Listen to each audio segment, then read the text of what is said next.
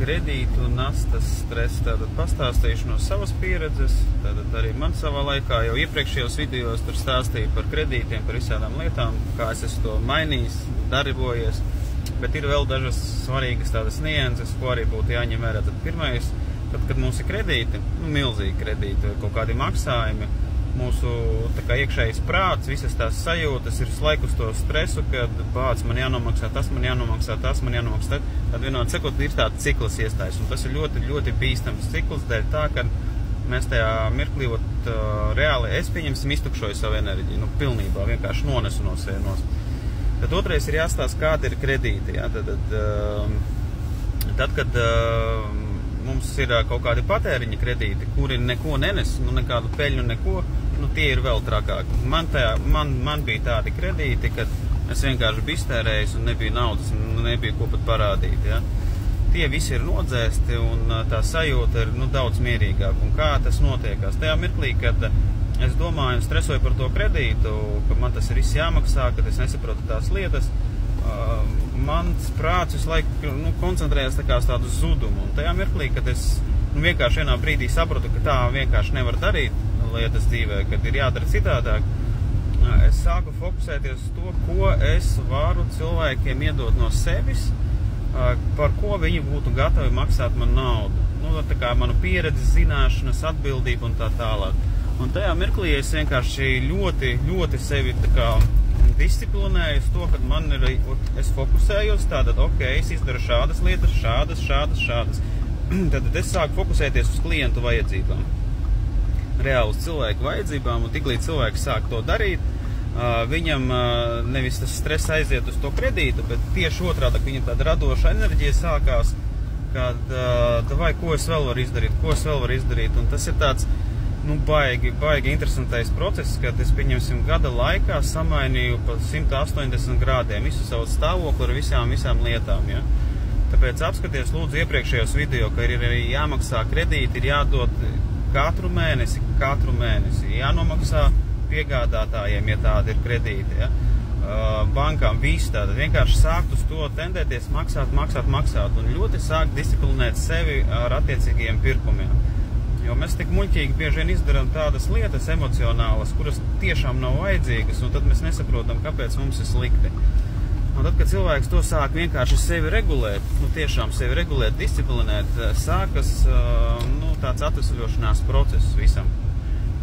Un man tas atvesļošanās process bija tāds, kad es ļoti, ļoti daudz izpildīju cilvēku darbus, tātad apsoli, izdarīju, nezināju kaut kādus darbus, meklēju informāciju, tikos, runāju, veidoju sadarbības tā, lai to dabūtu gatavu, lai cilvēkam iedotu iedodu gatavu darbu. Un cilvēks tur nestreso, vai es tur izpildīšu vai neizpildīšu, bet tas jau viss ir izdarīts. Un tiklīdz es sāku tā fokusēties uz tādu darba procesu, man vienkārši sāka vairāk cilvēki nāk, un tā datubāze klientu veidojas, un tad ir tāds baigi interesantais arī stāvoklis, kad atkal kaut kādos mirkļos es iekritu, ka man nav naudas, nekas neveidojās, un pēkšņi vienā dienā viss sakrīt. Visa norma nedēļas vai 2 nedēļu norma, un tad tu jūties, atkal kaut kas aizgāja, viss notiekās.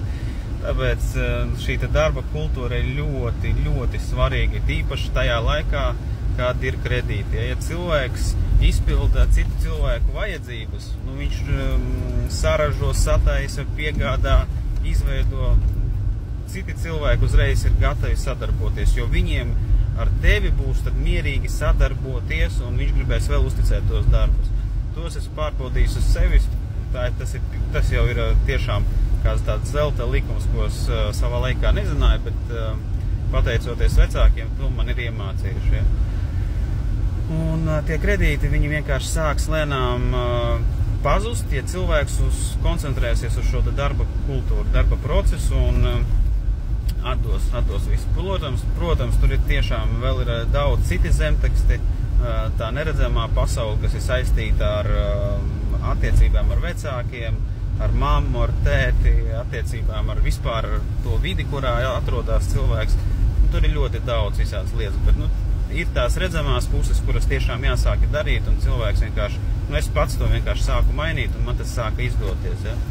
Tāpēc arī, lai izdodās tik galā ar to fokusu prāta, jo tas ir tas, kas mums rada slimības, tas, kas rada nepatīkamus stāvokļus un jāiemācās, vienkārši jāiemācās sevi vadīt, disciplinēt un sadarboties ar cilvēkiem, tad tas ļoti daudz, kas ļoti strauji mainās. Ja. Tā kā, lai izdodās tikt galā ar tām lietām un taisīšu nākošos video arī par šīm tēmām, kas saistīts ar parādiem, jo, lai cik dīvai nebūtu vienā dzīves periodā, man bija grūti par to runāt, tāpēc, kad es pats biju vienkārši lielā pakaļā. Milzīgā pakaļā.